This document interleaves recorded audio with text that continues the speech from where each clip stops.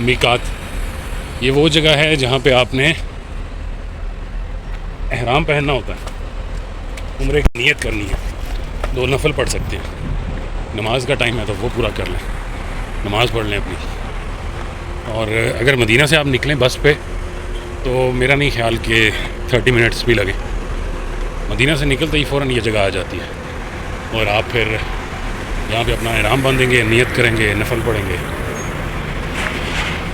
और आगे मक्का की तरफ चल पड़ेंगे। उन्हीं खूबसूरत पहाड़ों के बीच में जगह है ये, और ये जगह है, ये मस्जिद है। जब मैं तकरीबन 1 साल या कोई 11 महीने पहले आया था तो डिफरेंट था, यहाँ पे काफ़ी चीज़ें, मार्केट्स बन चुकी हैं, उस वक्त इस तरह नहीं थी, बहुत चेंजेस हैं इतनी देर में। लेकिन खैर, जिन कौमों ने बदलना हो, कुछ करना हो तो उनके लिए बहुत थोड़ा टाइम भी कम होता है, ज़्यादा होता है, वो इतने से टाइम में भी बड़ा कुछ कर लेते हैं। और ये है वो अंदर साइड्स पे ऑफिस हैं, और ये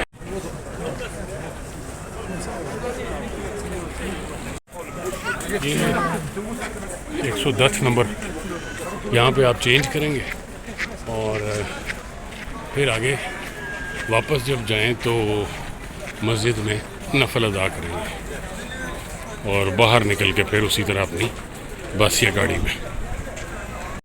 यहाँ जब आप उतरते हैं बसों में तो आपको आधे घंटे का टाइम दिया जाता है, लेकिन अगर आप और चीज़ों में कोई टाइम ज़ाया नहीं करते तो ये टाइम इनफ है। बहुत ज़्यादा वॉशरूम हैं, बहुत ज़्यादा